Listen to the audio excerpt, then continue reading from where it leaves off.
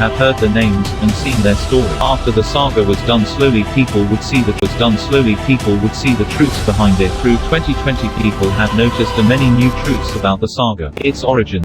Hey everybody, and it's been really surprising on this CIA document thing, because all of a sudden I'm seeing a lot of comments. You just have to understand what's happening with energy and wavelengths. So, from what I heard, the CIA took down this document. Now, just a little bit about my genesis into this entire path was, this came across my desk. I think a friend of mine just sent it to me and said, have a look at it. And I read it, and I was like going, wow, this thing absolutely explains the process of hemi-syncing, and hemi-syncing allowing you to have a flat consciousness so that you can actually become at one with a universal awareness that doesn't happen when you're a three-dimensional being inside a trapped energetic mass, very, very heavy trapped energetic mass. One place, one time, one dimension, that's all we see through our five senses.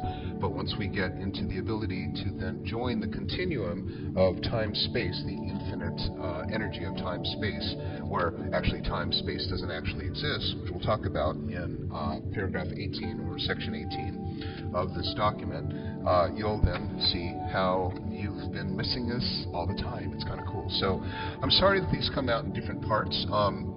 What wound up happening is that I put out part 4 and then it got taken down. It literally disappeared. So didn't want that to happen again. I went through and listened to whatever I said in part 4 and couldn't really tell, but I took some things out that might have been there. So part 4 is still up. Now, the thing is that my strategy on this is I'm just going to explain what is on this document. So there's nothing fantastical or, fanatical that comes out of this document, because this document has been declassified by the CIA, approved for release in 2003, sat in obscurity for pretty much forever, and then it just kind of came to the forefront again. Now everyone wants to look at it, and so now the CIA is pulling it down off the internet, which is very interesting. So let's talk about time-space dimension, because that's really interesting. So earlier I talked about hemi-syncing. And hemi-syncing means that your left hemisphere is completely bombarded with information, right? Advertising, Instagram, weight loss programs, and all of these things it does, thousands and thousands of messages that are coming in, vying for your whole brain attention, goes into the left hemisphere, which is there to literally economize the flux of information that's coming in. So it comes in and says, okay, that person has a MAGA hat and therefore probably doesn't want to wear a mask, or whatever you put into categories. Like you'll say, that person's a Mormon, so probably goes around knocking on doors. Whatever it is, you say this equals that, and that's the left brain. That's the analytical side of the brain, the left hemisphere. The right hemisphere is the complete void, the creative one that is more in tune with the way the universe actually rumbles, because the right hemisphere is not the data processing center. What goes to the right hemisphere then becomes infinite creativity and awareness. What it doesn't explain in this document is the role of the pineal gland. And I don't really want to go too far into that. There's tons of information on the pineal gland out there. Again, because I want to stay within this realm of this document, the four corners of this document, and tell you what it says, so that I don't kind of go off and then I can say Facebook or YouTube. All I was doing is reading off this document. So I will bring up that it doesn't talk about the pineal gland. The pineal gland is in between the left and the right hemispheres, and it has photoreceptors. Those photoreceptors allow it to downstream and intercept the signals that come in from universal light energy, because it doesn't really make sense why this little thing in between two hemispheres has photoreceptors. Well, it actually has been known for many different cultures. It's called the third eye. It's the pineal gland is where this all happens, and this is what we access when we do our meditation to sync, to hemi-sync. So what happens up in the parts 1 through 4 of this document, I have taught you that the left hemisphere is very busy trying to make calculations, and this equals that, cause equals effect, and then it makes discerning things, and then it presents what's notable to the right hemisphere for whole brain processing. Okay, and then again, ignoring the pineal gland. What I'm saying is that in hemi-syncing, which means that not only are the wavelengths the same frequency, but the amplitudes match. And that's really important, because if the amplitudes don't match, then you get a cancellation effect. Just like noise reduction headphones. I don't know if you know how those work, but like the Bose noise reduction headphones, it hears an airplane cabin sound. It goes shh, and then it says the wavelengths look like this, and then it has a little speaker that sends out a counter wave that goes underneath and flattens those curves, which is interesting. Well, that's the same thing that happens with hemi-syncing, is that not only are you not canceling your brain waves, because that's basically what happens when you have conflict, when you're upset and everything like that, you wind up, like they say, banging your head against a wall. Under hemi-syncing, both your left and right go into synchronization, and that becomes like the laser. Extremely focused. I don't know if it's this document or some other document, but it says that a person in hemi-sync has 80,000 times the mental processing horsepower. They come through a process called downloading. So when you are in hemi-sync and you are in meditation, when you see that, it's a memory that you are able to download the Akashic records, or download anything that has happened in the universe that literally was a cause and effect. Again, and I'm going to talk about time, space, dimension, and how man invents time. So anyway, when you're what this thing said, that 80,000 times mental processing horsepower.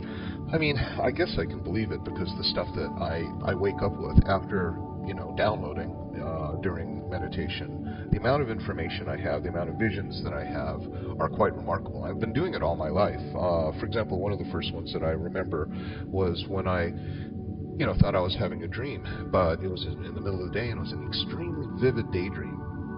And I thought, my God, I am literally standing here. I was in a laundromat, of all things. And so I thought, I'm touching the counters, and they say pinch yourself during a dream to see. But of course, if you pinch yourself during a dream, you're going to think you feel a pinch, because the dream is just you creating a narrative for how things are starting to flash in your mind. So, but for me, what I did, this is really interesting. I looked at the cork board. You know how like laundromats have a cork board, and they'll put up these one ads. So it'll be like real estate agent and babysitter wanted. This is the one that I really saw. So there's a Ford F-150 pickup for sale. But in the corner there was this yellow flyer, and it said babysitter wanted, and then it had those tear-off tabs on the bottom with a phone number. And I remember looking at it and going, okay, well there's the babysitter thing one, there's a Ford F-150, there's a Remax, there's a blah blah blah. And I said, I'm going to walk out onto the sidewalk and just look around, and then I'm going to go back in and look at that cork board and see if it's what I remembered, and it was exactly like I remembered. And I was touching things and going, this is really the most vivid dream. I'm really good at dreaming.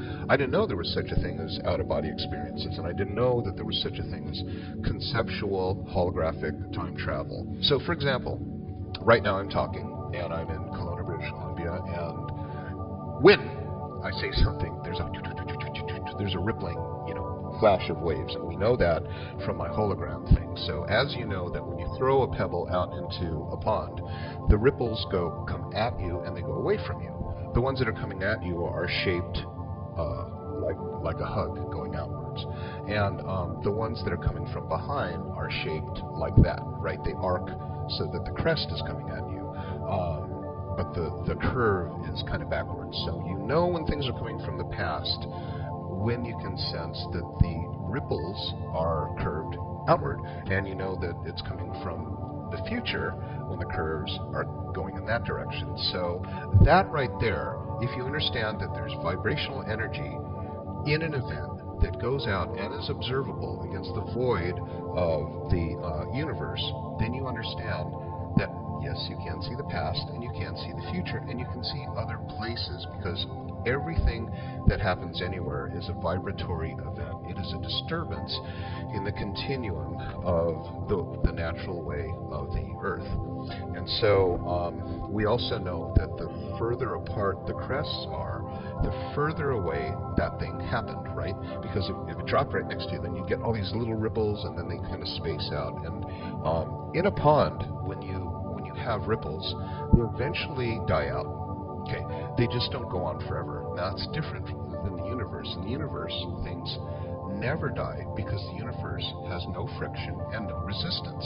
We go to 18, time, space, dimension. I'll read you some things on here because then it'll all completely make sense. It says, physicists define time as a measurement of energy or force in motion. In other words, it is a measurement of change. So let's talk about change.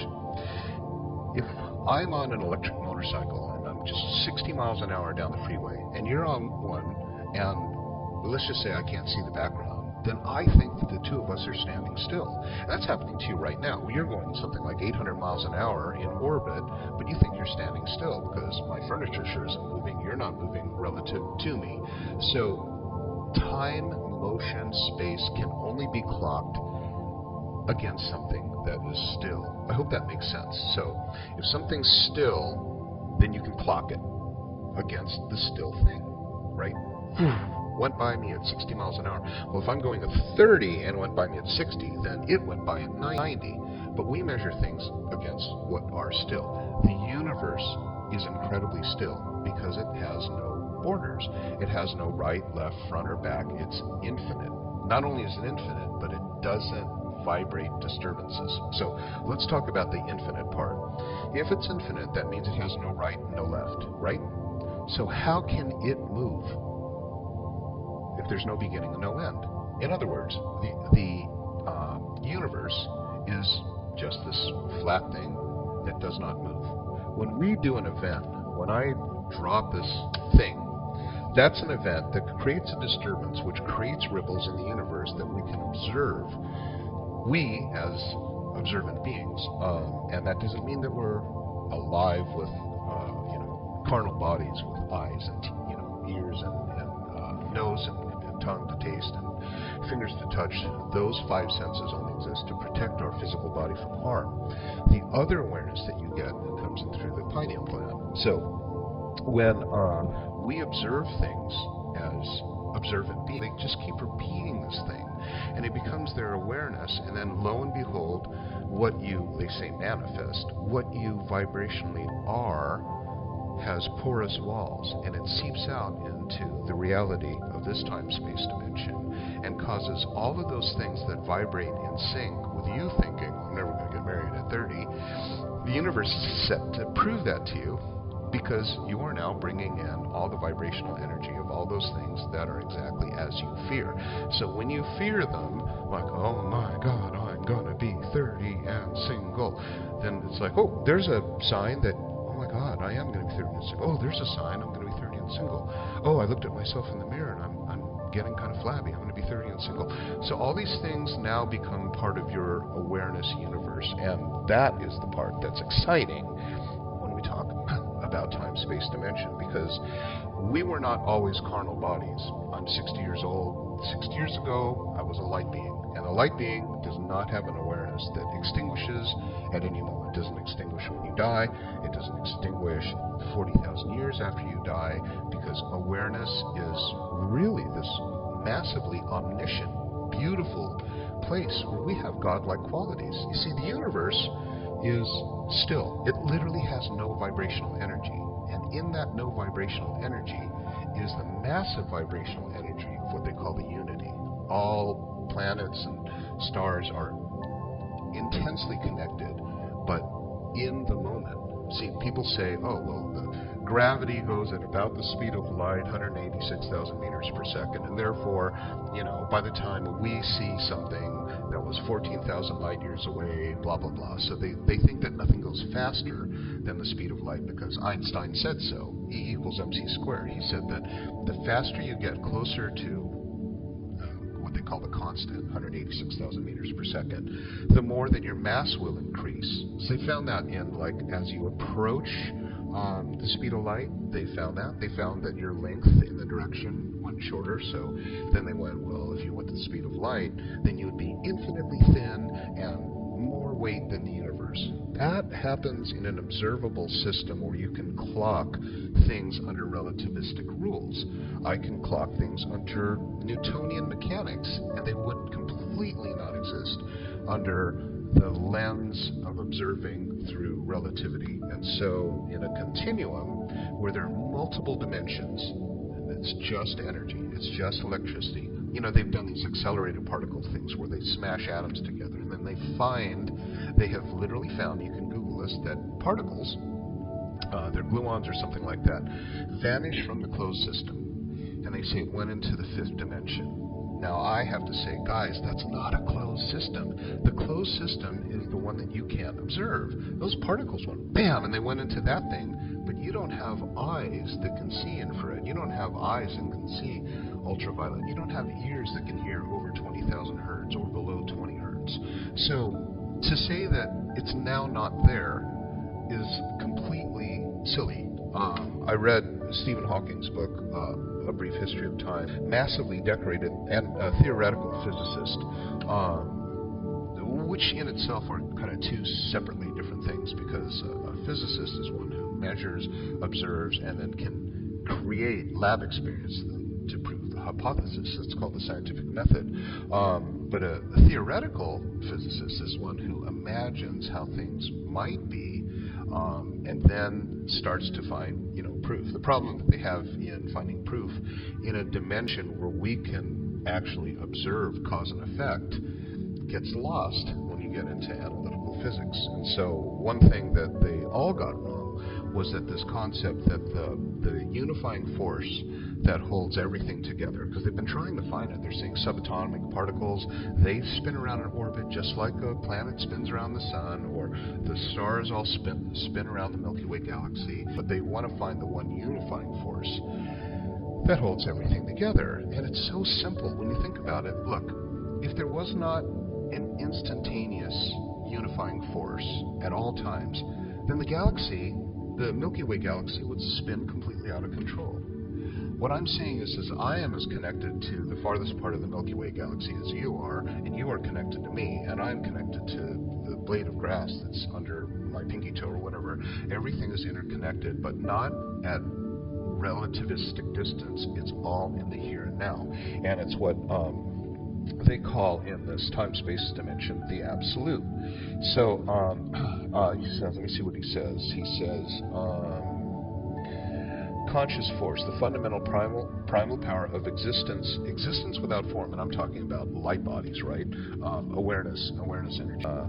Energy, which is not confined, is force without limit, without dimension, without limits form. Infinity cannot move because there's nothing beyond infinity, and is therefore outside of the dimension of time.